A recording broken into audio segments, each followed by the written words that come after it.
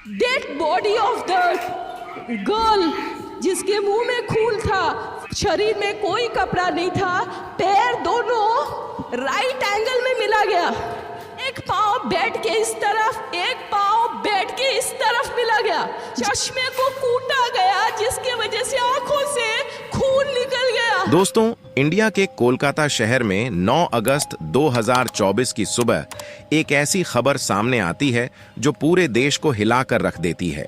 यह खबर थी एक 31 साल के महिला डॉक्टर की, जो कोलकाता के आरज़ी मेडिकल कॉलेज एंड हॉस्पिटल में अपनी ट्रेनिंग कर रही थी।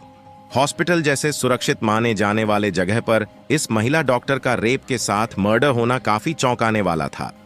इस घटना का खुलासा तब हुआ जब डॉक्टर के डेड बॉडी का पोस्टमार्टम किया गया, और जो रिपोर्ट सामने आई उसने लोगों की रूह तक को हिला दिया, क्योंकि यह मामला सिर्फ एक मर्डर का नहीं है बल्कि इससे कहीं ज्यादा खौफनाक है। पोस्टमार्टम रिपोर्ट में खुलासा हुआ कि उस डॉक्टर की हत्या गला घोंट कर की गई थी, और इतनी ताकत से कि उनका थायराइड कार्टिलेज तक टूट गया था। इस हत्या के पहले डॉक्टर ने अपनी जान बचाने के लिए कोशिश किया था। इसका सबूत उनके शरीर पर मिले कई निशानों से मिला। सबसे डरावना सच तब सामने आया जब डॉक्टर के प्राइवेट पार्ट्स पर घाव के निशान पाए गए, जिससे साफ हुआ कि यह सिर्फ मर्डर का मामला नहीं था, बल्कि यह रेप के बाद किया गया खौफनाक हत्याकांड था। हैरान करने वाली बात यह है कि हॉस्पिटल के सेमिनार हॉल में इतनी बड़ी घटना हो जाती है और किसी को कानों कान खबर तक नहीं होती। क्या उस रात कुछ ऐसा हुआ था जिसे जानकर आप गुस्से से बौखला जाओगे, या फिर वहां कोई और था जिसने इस क्रूर घटना को अंजाम दिया, और अगर था तो आखिर कौन था? इन्हीं सवालों के जवाब खोजते हुए हम आज के इस वीडियो में आपको बताएंगे कि आखिर क्या हुआ था उस रात।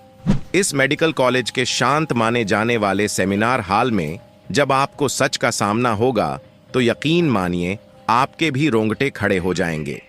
वीडियो शुरू करने से पहले मैं आपको यह बात बता दूं कि इस वीडियो में मैं उस फीमेल डॉक्टर को सृष्टि नाम से रेफर करने वाला हूं। वैसे तो ये उनका रियल नेम नहीं है, इसलिए कंफ्यूज मत होना कि सृष्टि एक जूनियर डॉक्टर है।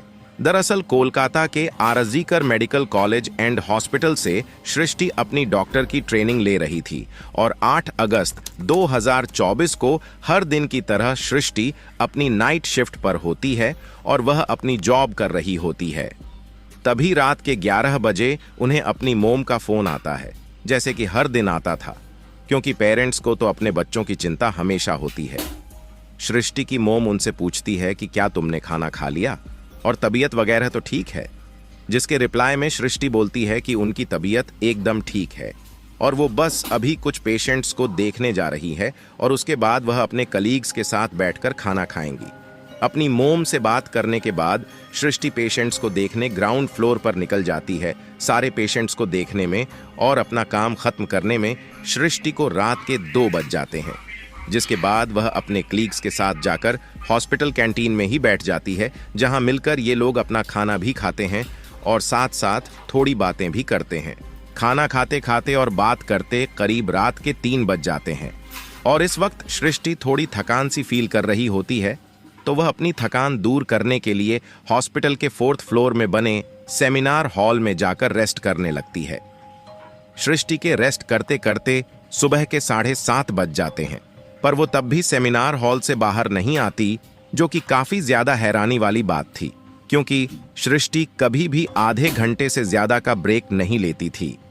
हॉस्पिटल का एक कर्मचारी, जो कि सुबह की शिफ्ट स्टार्ट होने से पहले हॉस्पिटल के सारे रूम्स को चेक कर रहा होता है, और वह ऐसे ही सारे रूम्स को चेक करते हुए इस सेमिनार हॉल की तरफ आता है। जैसे ही वह सेमिनार हॉल के बाहर आकर उसका गेट खोलता है, तो उसकी आंखों के सामने एक ऐसा भयानक नजारा होता है जिसे देखकर वह बहुत जोर से चीख पड़ता है। इस कर्मचारी की चीख सुनकर आसपास के लोग वहां इकट्ठा होने लगते हैं और देखते हैं कि सेमिनार हॉल के अंदर सृष्टि की बॉडी बिना कपड़ों के पड़ी हुई है, और उसके बॉडी पर कुछ ब्लड के निशान भी है। यहां खड़े सब लोगों के लिए यह ट्रामा से कम नहीं था, स्पेशली दूसरी फीमेल डॉक्टर्स एंड कर्मचारियों के लिए, क्योंकि उन्होंने अपनी आंखों के सामने ऐसा नजारा पहली बार देखा था। सृष्टि की बॉडी को देखकर आसपास खड़े सारे लोग उसे एक स्ट्रेचर पर लेटाते हैं और इमरजेंसी रूम में लेकर जाते हैं ताकि डॉक्टर्स उसकी कुछ हेल्प कर सके। काफी देर तक डॉक्टर्स के स्ट्रगल करने के बाद भी सृष्टि कुछ घंटों के बाद अपना दम तोड़ देती है, लेकिन हॉस्पिटल में कुछ लोग थे जो कि इस मर्डर एंड रेप केस को एक नॉर्मल केस जैसा दिखाने की कोशिश कर रहे थे ताकि वो इस हॉस्पिटल का नाम बचा सके।